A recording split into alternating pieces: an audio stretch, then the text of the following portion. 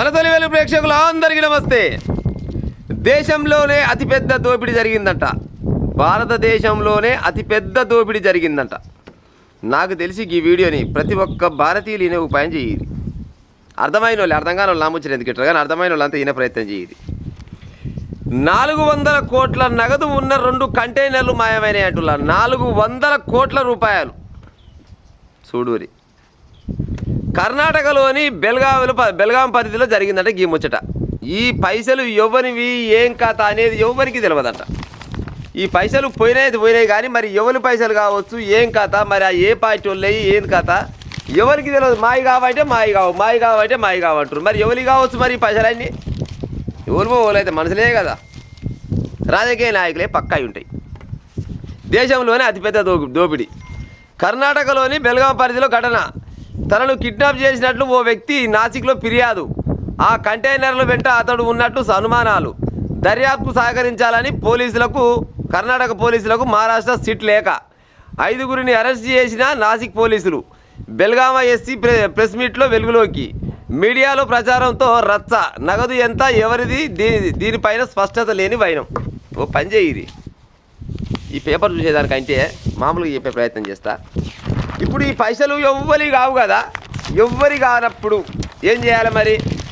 జనాలకు ఇచ్చేసి ఉపాయం చేయాలి.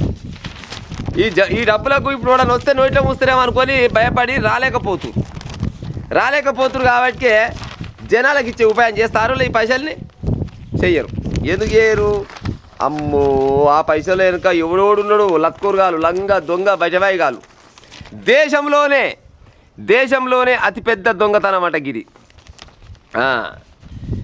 కర్ణాటక రాష్ట్రం బెల్గాం పరిధిలో మహారాష్ట్ర సరిహద్దు ప్రాంతాల్లో బోర్లాఘాట్లో 400 కోట్లు ఉన్న 2 కంటైనర్లు దోపిడీకి గురైనట్లు ఆలస్యంగా వెలుగులోకి వచ్చింది. తీవ్ర సంచలనం రేపుతున్న ఈ వ్యవహారంలో అసలు ఈ నగదు ఎవరిదనే విషయంపై ఇంకా ఎలాంటి స్పష్టత రాలేదు. కర్ణాటకలో వాళ్ళ ప్రభుత్వం ఉందిలా, ఇప్పుడు కాంగ్రెస్ వాళ్ళ ప్రభుత్వం ఉంది. మహారాష్ట్రకు, కర్ణాటకకు, గోవా ఒకవేళ ఉంటే గిట్టే మన రాష్ట్రం వాళ్ళేమో. ఎవరిది అయినా కానీ పక్క రాజకీయ నాయకులదే, లేకపోతే మందిని ముంచే లంగా దొంగ బట్టవైన కొడుకులదే గా సంపాదన ఉంటుంది. గంత సంపాదన ఎవరు సంపాదించడులా? 400 కోట్ల రూపాయలంట. 400 కోట్ల రూపాయలంటే 100 కోట్లకు ఒక దవాఖాన పెట్టుకున్న అన్ని రకాల సూపర్ మల్టీ స్పెషాలిటీ హాస్పిటల్ 100 కోట్లకు ఒక దవాఖాన పెట్టుకున్న కర్ణాటకని కాదు కానీ దేశం మొత్తంలో ఇంకొక 400 దవాఖానాలు వెరుగు కదా, కాలేజీలు వెరుగు కదా. విద్యా వైద్యానికి ఈ పైసలు ఖర్చు పెడితే కాకపోయినా అది ఇవన్నీ 2000 నోట్లు అని అంటున్నారు. సరే, ఇప్పుడు 2000 నోట్లు కావచ్చు, ఒకప్పుడు అయితే చెల్లె నోట్లు అన్నట్టే కదా. ఎవరిది కావచ్చు మరి ఈ సంపాదన అంతా? సంపాదన అంటారు. అది నీ దోపిడీ ఎవరు దొంగతనం చేయొచ్చు తెలియదా? లారీ డ్రైవరు ఇప్పుడు కంటైనర్ డ్రైవరు. మరి కంటైనర్ డ్రైవర్కు మరి ఓడి ఫోన్ చేసిండు, పలానా కాడ లోడు ఉంది ఎత్తుకరా అని ఫోన్ చేస్తారు. అది చేస్తోడు ఓడు, ఆనికి చెప్పినోడు ఓడు, ఆయన పైన ఉన్నోడు ఓడు. రాజు తలుసుకుంటే దెబ్బల కొదవా అన్నట్టు కేంద్ర ప్రభుత్వం కానీ రాష్ట్ర ప్రభుత్వం కానీ తలుసుకుంటే ఈ పైసలు ఎవరివి, యాడికెళ్ళి వచ్చినాయి అనేది తెలియకుండా వచ్చిన ప్రజలారా. ఇటువంటి బడవ కథలు, బజ్జాతి కథలు పడతారు రాజకీయ నాయకులు, రంకు రాజకీయ నాయకులు. 400 కోట్ల రూపాయలు అంటారా మీ యాలిమిడమయ్య? 400 కోట్ల రూపాయలు పెట్టుకుంటే రాష్ట్రం మొత్తం సస్యశ్యామలం అవుతుంది. పైసలు లేక, వైద్యం సరిగా అందక, విద్య అందక ఎందరో మంది నిరుపేదలు అవుతురు.